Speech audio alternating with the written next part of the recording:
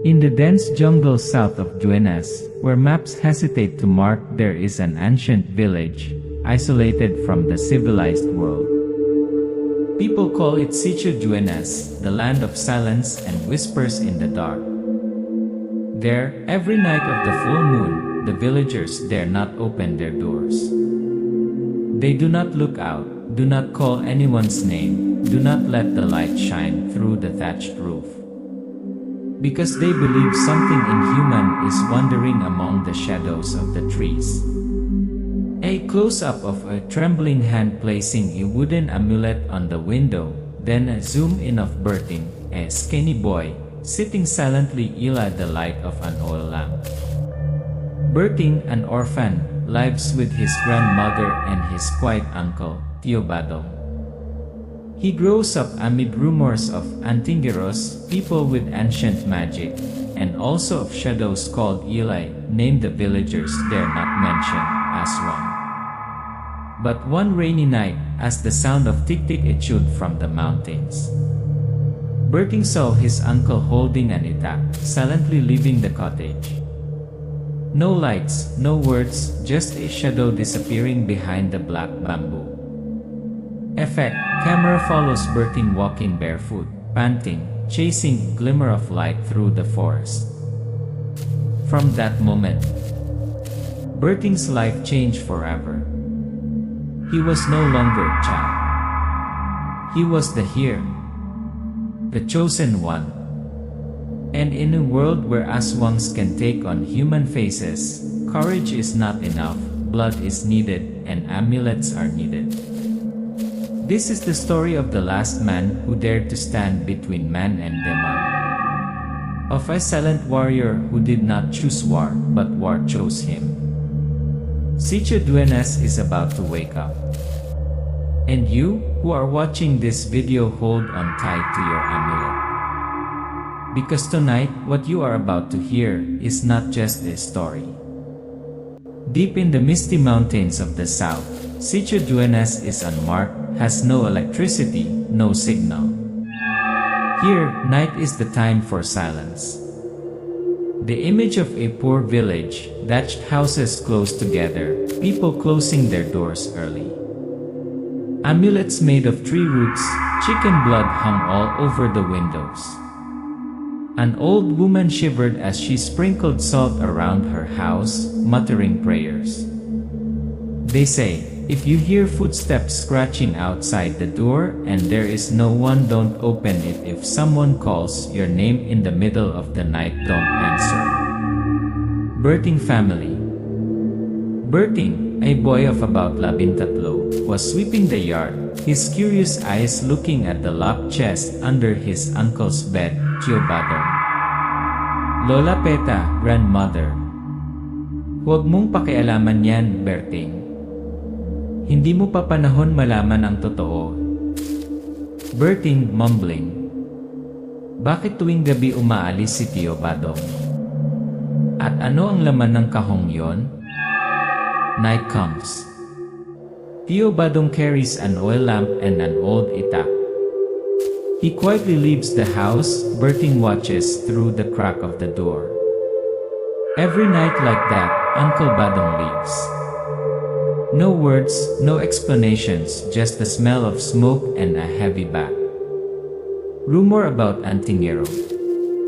The next morning, the village market scene. Berting hears the group of old people telling stories. Matandang lalaki, in a sobbing voice.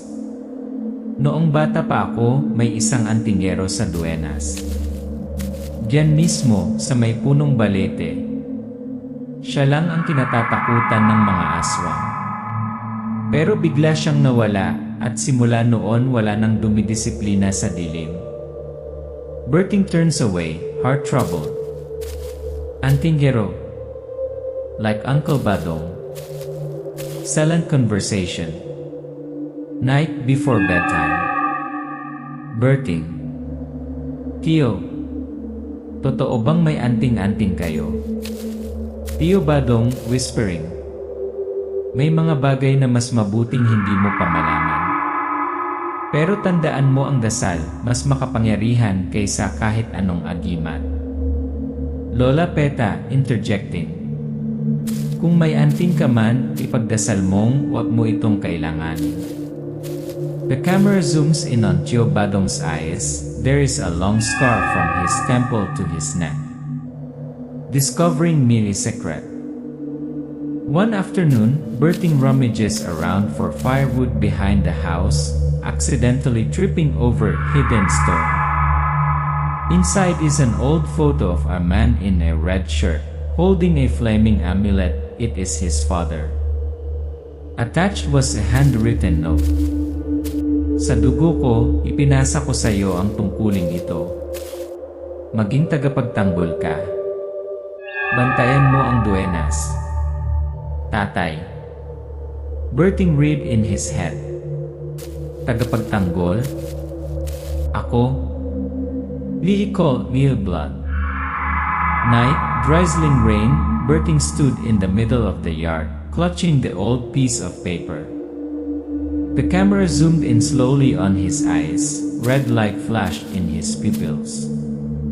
I don't know who my father is, but tonight, I began to understand there is something in me that does not belong to the ordinary human world.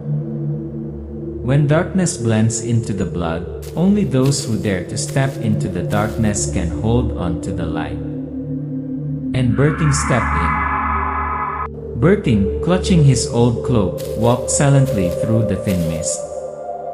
In front of him was the figure of Tio Badong, holding an itak in his hand, a leather bag on his back, gradually entering the forest. Berting confided. That night, for the first time, I went through the forest not to collect firewood, but to find the truth. And I saw it. With both in my eyes and in my soul. The light from the torch illuminated an empty space. Tio Badong was facing a half-human, half-beast creature, with dark skin and long fingernails like daggers. Berting held his breath behind the bushes. Lee battle man near dark. Tense sounds, roars, clashing steel.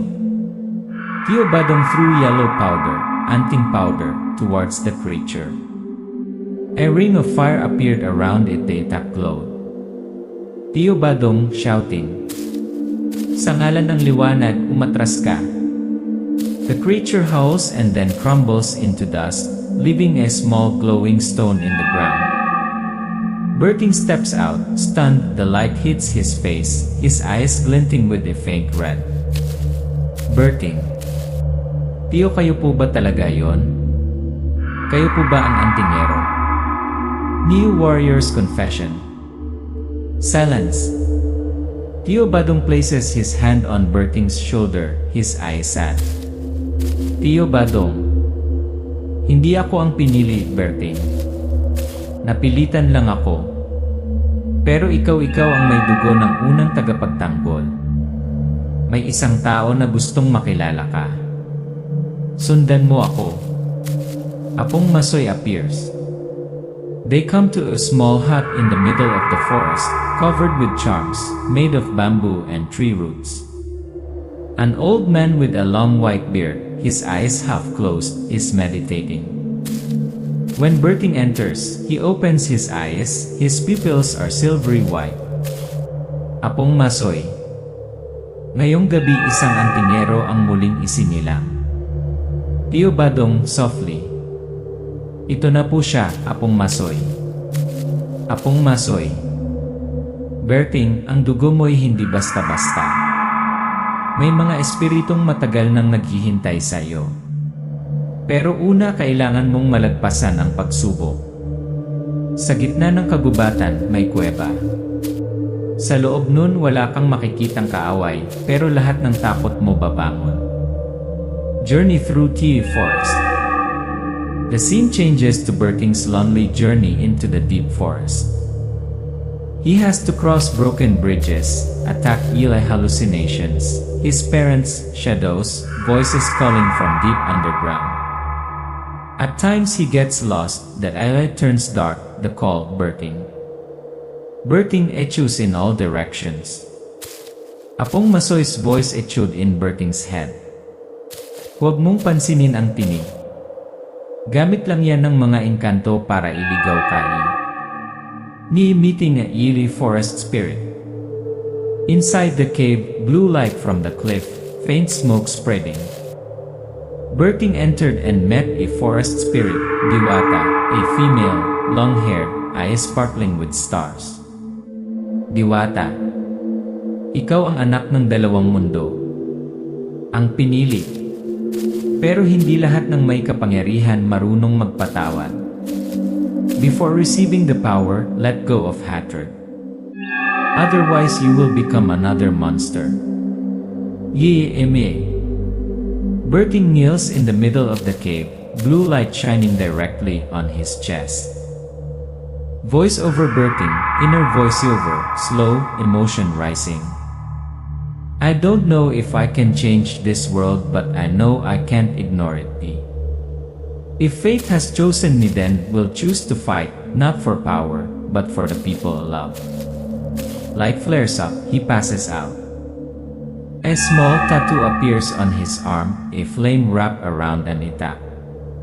Ni dawn, Ni awakened. Berting wakes up in front of the cave. Apong Masoy and Tio Badong are already waiting. Apong Masoy, ngayong gising na ang dugo sa loob mo, handa ka na ba para sa digmaan? Berting, looking straight into the camera, eyes determined. Hindi is a hand. I am a tagapagtanggol ng SITIO Duenas. Berting stepped out of the cave, his hand clutching the anting-anting that was glowing a faint red. He looked at his hand, an old cut from the journey deep in the forest had disappeared. Berting's voice slowly. Something has changed. Something is alive inside me. Strange signs.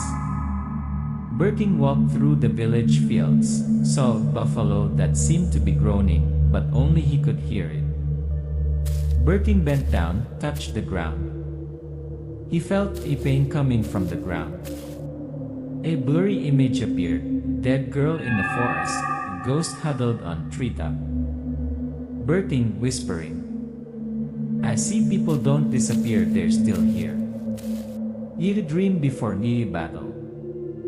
That night, Berting lay sleeping, sweating. In his dream, he saw a burning village, a big man, red eyes, burning hands. Beside him was the body of Uncle Badong, the only person who had protected him since childhood. A mysterious voice rang out. Dumangsul is coming, bringing darkness. Ye nightmare come near you. The next morning, the air was unusually gray. Dogs in the village howled. Chickens flew everywhere.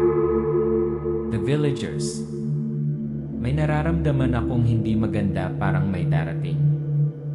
Suddenly, a loud explosion sounded from the edge of the village. Earth rose. Trees fell.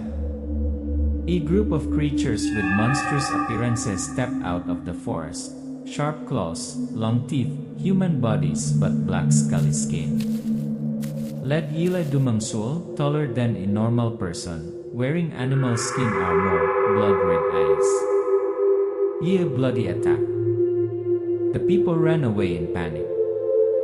A few old Antingeros tried to fight but were torn apart. Tio Badong rushed out. Berting, stay with Lola. Huwag kang lalapit. Camera cuts quickly. Badong, holding a dagger, rushed into the aswang. A strong blow from Dumangsul sent him flying. Dumangsul, deep voice, half human, half beast. Matagal na kitang inaantay, tagapagmana ng liwanag ni. Ngayon ako naman ang tagapuksa. Iri sacrificed Tio Badong. Berting runs, but it is too late. Badong is stabbed through the chest. Badong whispers. Ikaw na ang pag-asa, Berting, bantayan mo ang duenas at ang dugo ng ama mo. He hands over the old amulet, then dies. Slow motion, Berting's eyes are filled with tears, he squeezes Anting tightly, his scream echoes across the battlefield. Ili run blood. Against the red area, Berting stands in the middle of a field full of corpses. Berting, voice booming, eyes glowing red. Ngayong wala na ang tiyo ko, ako ang magiging kalaban ng kadiliman. Kayong pumatay humanda. Ang dugo ng tagapagtanggol ay gising na. Berting kneels in the ashes of Duenas village. The isle is getting brighter, the first rays of sunlight penetrate the mist. His hands hold the last amulet of Teobado. Berting, the only one who protected me is gone. But I am not allowed to arrive. I am the chosen one. And I must survive, so that all of us will not die in vain. Training Ban Yili Sacred Forest. In the deep forest, Apong Masoy stands in the middle of an ancient stone circle. Berting gasps after being thrown away Eli fire spell. Apong Masoy sternly. Anting is not for showing off, but for sacrificing. Your strength is not in your hands, but in the choices you make. Montage sequence, intense training. Berting runs through the forest with his eyes covered. He draws talismans with his own blood on animal skins. Learns how to seal, summon spirits, and create barriers against aswangs. Every wound is a lesson. Every time I fall, I get up again. Not because I am strong, but because I have nothing left to lose. Surprise attack. Night training camp. Apong Masoy is passing on bertud ng apoy to Berting when black aura tears through the air. A group of aswangs from the night lay attack. Apong Masoy fights like an ancient shaman, controlling earth and rocks, but is overwhelmed. Apong Masoy screaming. Berting, back off. Take the panang ng liwanag. LA time is up. The aswang stabs him through the chest. His blood flows to the ground, merging with the wormwood he once drew, transmitting his final power to Berting. Apong Masoy, last breath. You are the last light, don't let it go out. The fateful battle. The view of the high hills overlooking SITIO Duenas. Berting stands there, his hair flowing in the wind, his hand holding glowing itak ng liwanag. Berting inwardly. Finally, I understand. Fighting is not for revenge. It is to end the bloodshed. Dumangsul steps out of the mist. Behind him are dozens of aswangs. The sun is obscured, the islet turns dark in the middle of the day. Dumangsul smirking. Son of light, you have finally come. But you are alone. Berting. I am not alone. I carry the souls of all the people you have killed. Ni there between light and darkness. The battle between Berting and Dumangsul breaks out. Dumang turns into a demon, grows horns, and has the power to break rocks. Berting activates the sacred fire ring, flies up with panang ng liwanag. Both sides attack physically and magically. Fire blocks, shockwaves, screaming salves. Dumangsul angry. We are the first blood. We are worthy to rule the human world. Berting, blood flowing from his forehead. No one is worthy to be a lord if he has to kill an entire village to prove it. The last light. Berting stabs his sword into his chest, releasing all the light energy, causing the entire hill to explode in white light. Dumangsul screams and disappears into nothingness. The remaining aswangs turn to ash. The air gradually clears, the sun rises after many days of darkness. Berting's voice. The light does not win because it is stronger but because it never goes out. Even if only one person holds it. Ahead of me is a road without a map. But for the first time, I am not afraid. Berting collapsed before Dumangsul's last strength. He charged forward, his black sword aimed straight at his heart. Dumangsul, roaring. You are just a half-human, half-legendary child. You have no right to oppose the Maharlika bloodline. Berting opened his eyes, his pupils now glowing like sapphires. Layered images appeared, his mother Diwata, Apong Masoy, Tio Badong. Diwata's voice echoing. Eloy blood is the light. Your body is the vessel.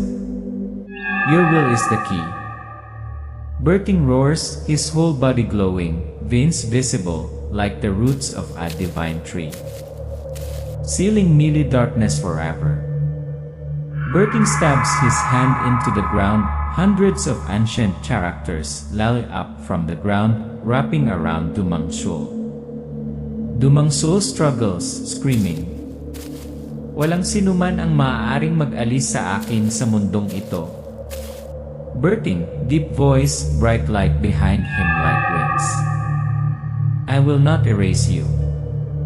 I will return you to your rightful place, amidst the darkness you created. The barrier from the ground breaks, forming a vortex of light, capturing Dumangsul and trapping him in an ancient cliff, sealed with Berting's blood.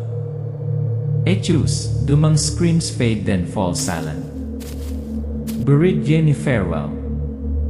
The music fades, the flute sounds sad, the Aylay has just turned sunny after many dark days. Berting alone digs 3 small graves, Tio Badong, Lola Peta, and Apong Masoy. He places his grandmother's scarf, his uncle's itak, and Apong Masoy's jade on each grave. Berting whispers, choking. I can't bring you all back, but I will live on for the rest of you. Protect this place as your blood still flows in my heart. Neil legend rewritten. Months later, SITIO Duenas revives, the fields are green again, children are laughing. The people tell each other, Berting, the new temple keeper, has sealed the evil. A small altar ila the base of the balit, engraved with the words, Tagapagtanggol ng Liwanag. Guarding the border. Camera from above pans down to the forest surrounding Duenas. Berting stands on high cliff, white robe with charm around his neck, sword of light in hand, eyes looking towards the deep forest. In his eyes, a streak of blue light flashes then disappears. But he smiles. Unafraid. Unflinching. Berting's final voice. I don't know when the darkness will return. But when it does, I'll be here. I am the keeper of the shrine. The last and the first. SITIO Duenas has been peaceful ever since, but if you go deep into the forest, you can still hear someone's footsteps keeping watch. Night, in another village, creature wearing a conical hat, dark blue skin, opening its red eyes. The spirit of Dumang has not yet dissipated. And the next one is not just an aswang but isa ng hari ng kadiliman.